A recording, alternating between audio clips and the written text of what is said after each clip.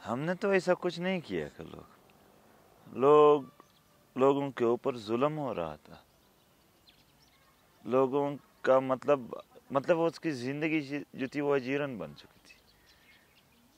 میں ایک دفعہ چکملائی کے علاقے میں گیا, وہاں کرفیو میں بہت ظلم ہوا تھا. وہ تیسرا دفعہ تھا اسی 2 مہینے میں کہ ان پر بہت تشدد وغیرہ. تو جب میں نے ان کے سامنے بیان کیا کہ یار کیوں نہ آپ لوگ بات کریں, اٹھیں اس کے خلاف, تو انہوں نے مجھے جواب دیا کہ ہمارے پاس آپ مت آئے منظور, ہم ایک دعا کرتے ہیں, آپ آمین کریں صرف. سب نے ہاتھ اٹھا لیے اور کہا یا اللہ قیامت کو آپ نے کہاں چھپا کے رکھا ہے, کیوں نہیں آتا ہے کہ ہم سب برباد ہو جائیں تاکہ یہ جو زندگی سے جان خلاصی ہو جائے. لوگ تنگ تھے, بس کوئی چاہیے تھا کہ اس کی آواز, اس پر جو ظلم ہو رہا ہے اس کی ترجمانی کرے. جب سب نے سنا دیے اپنے کہانیاں, تو ہر جگہ وزیرستان جیسا ماحول دیکھا, باجاوڑ میں, سوات میں اور دیگر علاقوں میں یہی حال ہے. وہ اپنے ترجمان میرے پیچھے نہیں آئے کوئی.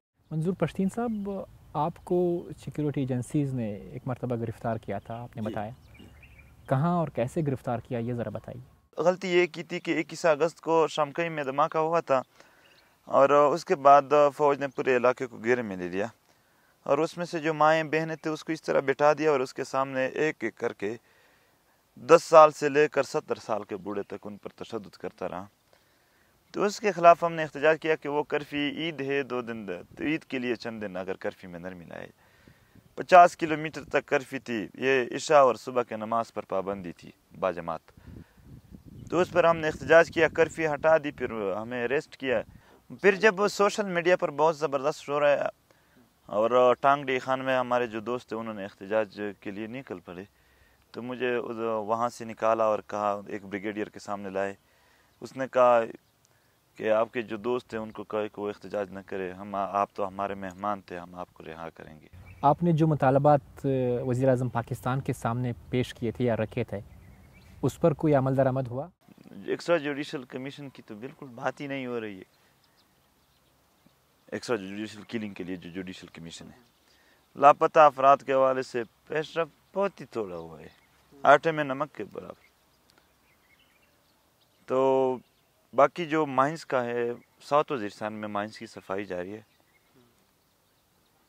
ساؤتھ وزیرستان کے لوگ اس چیز سے خوش ہیں. نارتھ وزیرستان میں اس لیول کے نہیں ہو رہی ہے جو ساؤتھ وزیرستان میں ہو رہی ہے, اور باقی ایجنسی میں بھی مائنز کی صفائی کے لیے اتنا زیادہ کام شروع نہیں ہو. کرفیو نارتھ وزیرستان میں جو معمول کی ہفتے اور اتوار کو کرفیو ہوتے ہیں, وہ ابھی بھی اپر علاقوں میں نارتھ وزیرستان کے ابھی بھی وہاں وہ کرفیو کا ماحول چل رہا ہے. تو جو مطالبات تھے وہ اس طرح نہیں مانے گئے کہ ہم مطمئن ہیں. راؤ انوار اگر ملتے ہیں تب کیا حکمت عملی ہوگی, اگر نہیں ملتے تب کیا کریں گے؟ نہیں ملتا ہے تو بھی کاروان تو جاتا رہے گا آگے, کیونکہ ایک راؤ انور کی بات نہیں ہے ابھی, اور راؤ انور نہیں ملتے ہیں بہت بڑی بات ہے, کیونکہ ایک ایسا کیس پہلے تو ہمیں انسان نہیں سمجھا جا رہا, اب اگر کسی کا کیس بھی سموٹو ایکشن بھی لیا جا چکا ہے. یہ تو پاکستانی ٹیم جو ہے ناکام ہے, کوئی بیرونی ٹیم اگر ہو جو قابل اعتبار وہ لایا جائے. اعتماد اس حد تک عوام کا ختم ہو چکا ہے. کیا پک رہا ہے آپ کی تحریک کے خلاف؟ ہمیں پرواہ بھی نہیں ہے. ہم نے اپنی زندگی اور موت میں کوئی فرق محسوس نہیں کیا تھا, ابھی تو تھوڑا یہ فرق بھی محسوس کر رہے کہ ہم زندہ ہیں. ہم نہیں ڈرتے ہیں ان چیزوں سے. یہاں جس نے بھی ہمارے حق کے لیے آواز اٹھایا ہے, وہ پھر نامعلوم افراد کے قتل کا اس کے نشانہ بنائے, شکار ہوئے, شہید ہوئے. نیک محمد سے لے کر حکیم اللہ محسود تک قبائلی علاقوں کے شدت پسند نوجوانوں کے بارے میں کیا کہتے ہیں؟ کیا ان کا اپنا قصور ہے کہ وہ شدت پسندی کی جانب گئے یا کسی اور نے ان کو مجبور کیا؟ وہ بات ہو رہی ہے کہ اس علاقے میں تعلیم نہیں تھا, روزگار نہیں تھا, اس وجہ سے شدت پسندی کی طرف مائل ہو گئے. تو میں سوچ رہا تھا یہ 1950 اور 1960 کے درمیان تو اس سے بھی کم تعلیم یافتہ تھے ہمارے لوگ, اور روزگار کے لحاظ سے بھی بہت کمزور لوگ تھے. اس وقت ہم کیوں نہیں لڑ رہے تھے؟ یعنی کہ آپ کے خیال میں کسی اور نے ان کو شدت پسند بنایا؟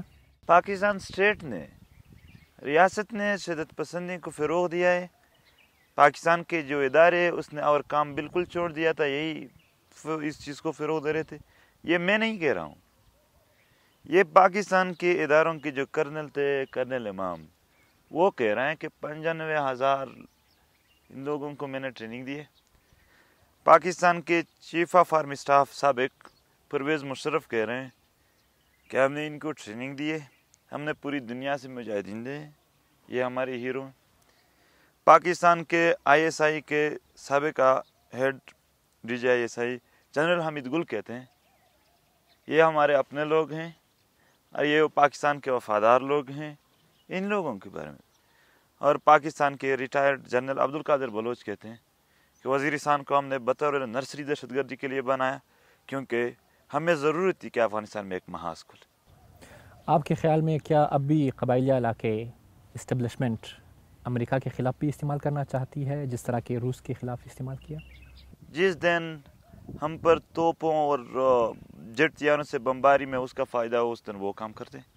جس دن لوگوں کو راشن دینے میں اس کا فائدہ اس دن راشن دیتے ہیں.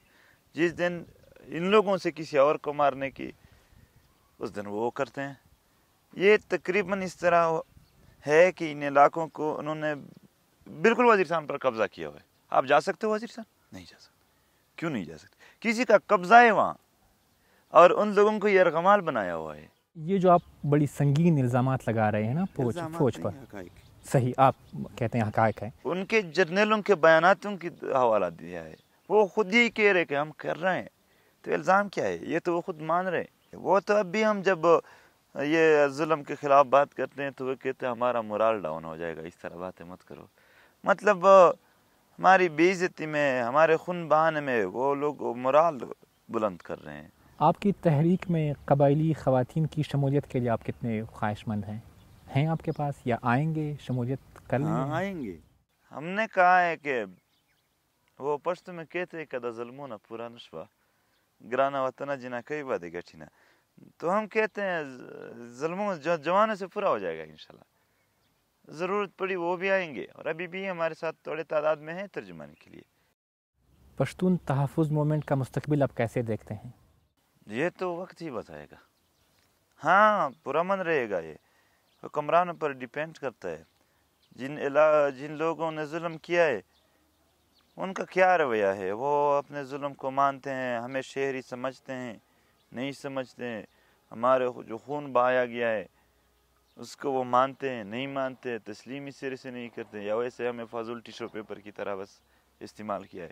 ان کی طرف سے تو ابھی تک رکاوٹیں ہیں, ہماری طرف سے تو نہیں ہے.